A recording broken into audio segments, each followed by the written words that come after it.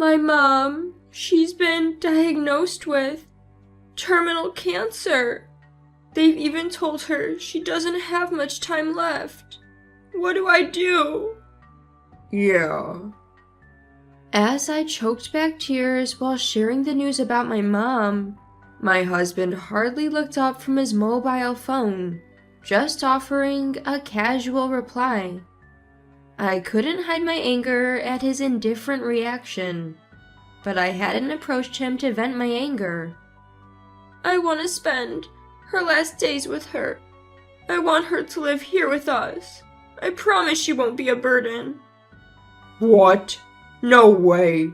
If we're around someone close to death, they might drain our energy too, haha. "Why doesn't she just spend her last days in a hospital? They have plenty of dying people there for her to be with, haha." Well, I guess if she stays in the attic, I might let it slide. The two of them laughed while rejecting the idea of my terminally ill mother moving in. Despite knowing she didn't have much time left, they didn't want to help, not even a bit. Half a year had passed since that day when my mother passed away. I was drowning in sorrow. A void had opened in my heart, and I was numb to the world. Then one day, my husband said he needed to talk. My mother has been diagnosed with terminal cancer. So what? You were the ones who abandoned my mom when she needed us. Now let them taste the same pain. I'm a 30-year-old housewife. I became one shortly after marrying my current husband, and it's been 2 years since then. Originally, I was working and wanted to continue even after marriage. However, since my husband wanted kids and earned a good salary at a big company, it was decided I would be a housewife. I kept the house perfectly and was trying for a baby. I redirected my work enthusiasm into managing our home and was leading a somewhat fulfilling life. But there was something that bothered me. My mother-in-law, who often visited. "Hello? Oh, you haven't done your laundry yet? It seems you haven't vacuumed either. What have you been up to all morning?" "I'm sorry, I had to visit the city office this morning. Let me make you some tea. Please have a seat." "I'd prefer coffee. Don't you have coffee?" "We do, but it's just instant coffee." "Really? You're going to serve me instant coffee? Can't you just run to the store and grab some freshly brewed one?" Without any prior notice, she would just show up, criticize my housekeeping, and even have me run errands. I often wondered if she was naturally bossy or if she was just out to get me. I was constantly stressed by my mother-in-law's presence. Being a homemaker meant I was often at home, so naturally I bumped into her frequently. I couldn't avoid her due to work commitments, and it was quite distressing. Living nearby meant she could pop in anytime she wanted, and I always had to be on guard. I had to ensure everything was perfect, so she wouldn't have any complaints, which was mentally exhausting. The thought of living this way forever was stressful on its own. Then one day, as usual, my mother-in-law came over in the morning. She followed me around as I did my chores, finding fault in everything. Apologizing, I redid the chores as she instructed, hoping she would leave soon. Just then, my cell phone rang. I thought it was perfect timing to escape her criticism and answered immediately. "Hello?" Hello? Come to Tufts Medical Center immediately. Your mother's been urgently admitted. I was at a loss for words. At first, I thought it might be a prank call, but the voice on the other end was clearly an adult's. As I stumbled for words, they informed me my mom had collapsed at work and was rushed to the hospital. My mom, turning 67 this year and living alone, was still working part-time. She had always said she felt young and healthy, so this call caught me completely off guard. My mom has collapsed. I need to go to the hospital. Hold on a minute. You're just going to leave me here? It's summer. Maybe she just got a little heat stroke. Isn't it a bit premature to be so concerned? Don't be ridiculous. I'm going to the hospital now. Excuse me. I was irate that my mother-in-law showed no concern, but I rushed to the hospital. Thankfully, by the time I arrived, my mom had regained consciousness. Seeing her smile when she saw me made me feel a little better. A weight was lifted off my shoulders. I took a deep breath, relieved she was okay. I was so scared when I heard you'd collapsed. I'm sorry for worrying you. I've been lacking sleep lately, maybe, that's why. But don't worry, I'll take better care of myself. I'm just glad you're okay. But do take care of yourself, alright? As always, seeing Mom's cheerful face brought a wave of relief over me. But watching her, I realized that while she was trying to appear upbeat, age was starting to take its toll. When I'd gotten the call that she'd collapsed, a terrifying thought crossed my mind. What if she never woke up? So, when she regained consciousness, my relief was immense. Mom had to be hospitalized for a short while and undergo comprehensive medical tests. I've been so preoccupied with work and hadn't been too vigilant about her health. This was a wake-up call. I needed to be there for her. A week after the tests, during one of my visits, Mom dropped a bombshell. They finished all the tests, and they found cancer. What? It's advanced. They don't think I have more than a year. I might stay here for a bit, but if there's no chance of recovery, I think I'd rather skip the painful treatments and spend my days at home. Mom said this in her usual manner, but I was at a loss for words. I struggled to hold back tears, unable to speak, but I thought there's still time, and I decided to focus on making the most of our remaining days together. That evening, oh, mother-in-law, you're still here. Is that a problem? Well, I have something to say. I just came back from the hospital. They found advanced cancer in Mom. They think she might not have more than a year left. My voice trailed off. I felt crushed. My breathing became erratic, bordering on hyperventilation. And yet, my husband seemed engrossed in his mobile phone, oblivious. After taking deep breaths, I gathered myself and continued. I want to be with Mom for her final days. We won't cause any trouble. Can she stay with us? You want someone on death's door in our house? Absolutely not. It's unsettling. Why not let her stay in a hospital? There are plenty of dying people there. She'll fit right in, haha.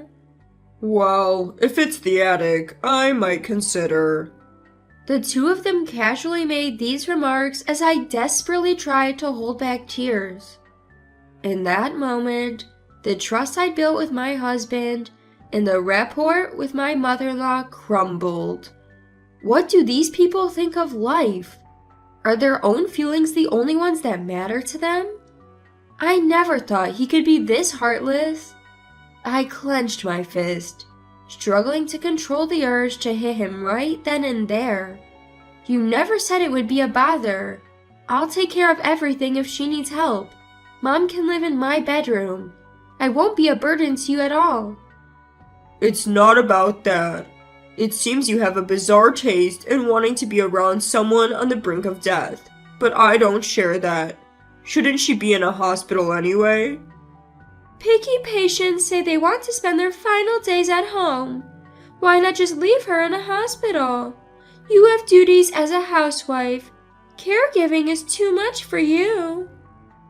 I felt like I was about to snap if I talked to them any longer. Without another word, I stormed out of the house. The door slammed behind me loudly enough that they would know just how angry I was. But knowing that, I doubt it would change how they feel. My heart felt like a complete mess with sadness about Mom's prognosis and the anger and hatred I felt towards those two. I went straight to the hospital and told Mom everything they had said. I see. I'm sorry for putting you through that. Well, they sound irresponsible, but I do have some savings and will get a pension, so I won't burden you financially. I'd be happy if you visited me once a week. I won't come just once a week. I'll be there every day. When I said that, Mom gave me a warm smile. I really wanted to leave that house and live with Mom, but as a housewife, I had no means of making money. Even with Mom's savings and pension, it wouldn't be enough for the both of us. If I were to live with Mom, getting a job was the bare minimum, but there was a reason I couldn't. I had missed my period for a month. Before we found out about Mom's terminal illness, I had been intimate with my husband. I might have gotten pregnant during that time. I think I might be pregnant. Really? That's amazing. So we're finally having a baby.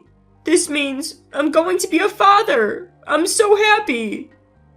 While my husband was ecstatic about the pregnancy, the joy didn't last. 6 months later, Mom passed away. It hit me like a train, and I was overwhelmed with grief. Tears streamed down my face, and all I could do was cry uncontrollably. No matter how much I cried, Mom wasn't coming back. For the sake of the child I was expecting, I tried to move on from the grief. As months passed, my belly grew, and I gave birth to a boy. He felt like Mom reincarnated, and tears of joy flowed from my eyes. However, a month after he was born, my husband contacted me. My mom, she's been hospitalized. They found terminal cancer. She's been given a limited time. I was in shock and couldn't find the words to respond. I bet my husband feels just like I did 6 months ago. Suddenly learning that his own mother is terminally ill, he's probably lost and confused. We've just had our baby, and I know it's bad timing, but I'll be taking care of Mom at our place. So, I need you to help with moving preparations and everything. With that, he hung up the phone. Is he serious? If he is, this is incredibly presumptuous. I've thought about divorcing him multiple times. Maybe now's the time. I prepared the divorce papers, placed them on the table, packed my stuff, and left the house.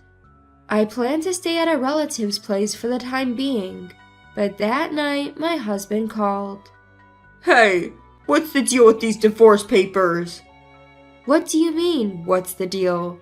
I'm divorcing you. Are you kidding? My mom is going through such a tough time. Stop with the nonsense. Did he forget what he said to me? He doesn't seem to remember what he said when my own mom was terminally ill. So I decided to remind him with his own words.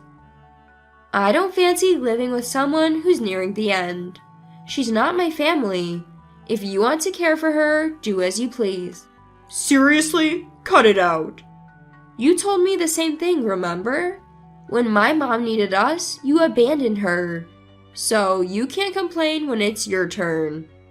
I replied. He went silent. Well, I'm not wrong. I guess he can't argue with that. But I can't deal with you just acting on your own. Come home and let's talk. If I hire a detective, I know where you are in no time. So don't even think about running away. I hadn't expected him to go this far. Knowing him, he might actually do it. I was scared of him stalking me, and also concerned for our child. so I decided to return home. The moment I stepped inside and met my mother-in-law's gaze, she turned beet red and started yelling. "How dare you! What do you think you're doing, leaving like that? You devil!" I just thought it's quite normal not to want to live with someone who's nearing the end. You felt the same way, remember? Shut up! Don't be disrespectful! After all the betrayals, don't you feel anything? I've never relied on your mother, but think of how much you owe me and my son. After considering that, isn't it natural to provide care?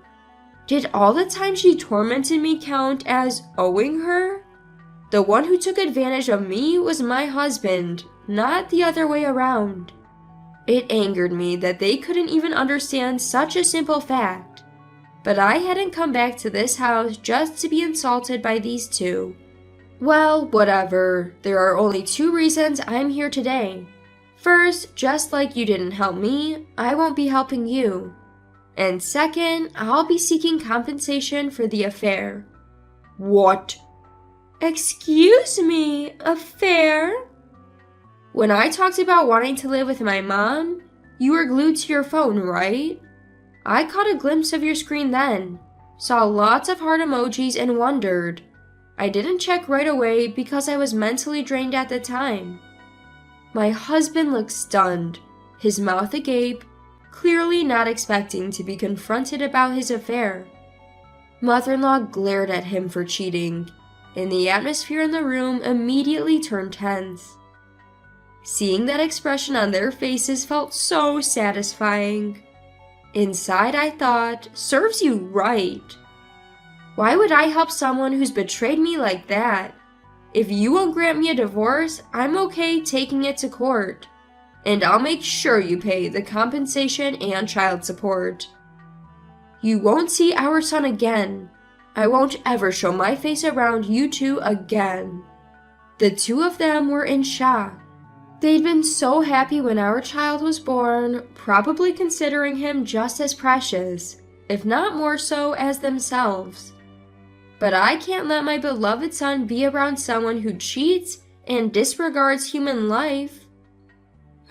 I'm sorry about the affair, but how are you planning to live on your own? The compensation won't come immediately. I don't need it right away. I have my mom's life insurance money, which is enough for now. I'm not stupid enough to divorce without a plan. It seems like he was trying to use my potential financial struggles against me at the last minute, but he was sorely mistaken.